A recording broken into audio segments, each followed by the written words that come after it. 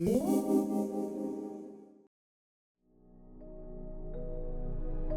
Boden ist einer der artenreichsten Lebensräume unserer Erde. Nirgendwo sonst leben so viele Tiere wie im Boden.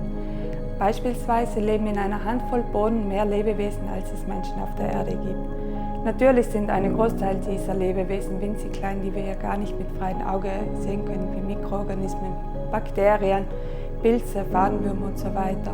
Aber es gibt auch eine Großzahl an Tieren, die größer sind und mit freiem Auge erkennbar sind. Wir im Biodiversitätsmonitoring konzentrieren uns in unserer Forschung auf jene Tiere, die größer als 2 mm sind, sprich mit freiem Auge erkennbar sind. Dazu zählen Spinnen, Käfer, 1000- und 100-Füßler, Regenwürmer, Asseln und so weiter.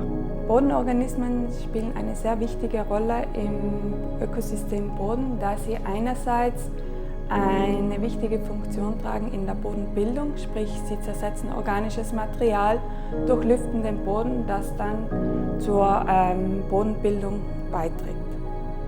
Dann spielen sie eine sehr, sehr wichtige Rolle im Nährstoffkreislauf, sprich durch das Zersetzen von organischem Material werden Nährstoffe frei, was die Fruchtbarkeit des Bodens anregt und uns dadurch die Nahrung zur Verfügung stellen kann. Sprich, ohne Boden hätten wir einen Großteil unserer Nahrung nicht. Dann spielen die Bodenorganismen auch eine wichtige Rolle in der Nahrungskette. Sie sind ein wichtiges Glied für andere Tiere, sprich Beute für Räuber, und können so die Nahrung für andere Tiere bereitstellen. Und sie können auch in der Schädlingsregulierung einen großen Teil beitragen.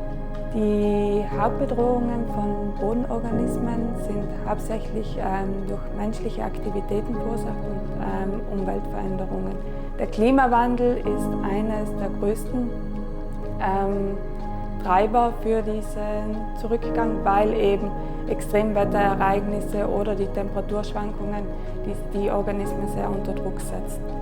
Dann ein weiterer großer Punkt ist der Bodenverbrauch, sprich die Verbauung von Böden, Versiegelung und eben auch die Übernutzung von Böden durch intensive Landwirtschaft und teilweise die Verschmutzung der Böden durch Pestizide. Für die Untersuchung der Bodentiere, die im Boden leben, entnehmen wir im Feld kleine Bodenziegel, die wir dann anschließend ins Labor bringen und sie dann für die Extraktion in den sogenannten Kempsen-Extraktor legen und anschließend dann die Tiere so mit aus dem Boden extrahieren können. Des Weiteren installieren wir sogenannte Barberfallen. Das sind kleine Becher, die wir im Boden eingraben, wo wir dann die Tiere, die auf der Bodenoberfläche leben, besser untersuchen können. Dann entnehmen wir eine Bodenmischprobe aus verschiedenen Stellen am Standort, wo wir dann im Labor die chemischen Analysen wie pH-Wert, Stickstoffgehalt, Bodentextur und so weiter bestimmen können. Dann werden auch noch Proben entnommen für die Mikroorganismen, die aber dann anschließend in Zusammenarbeit mit der Universität Innsbruck analysiert werden. Wir möchten in unserer Forschung die Ursachen für die Hauptbedrohungen besser verstehen. Zusätzlich möchten wir mehr über den Zustand der Böden in Südtirol erfahren, um eventuelle Trends besser zu verstehen.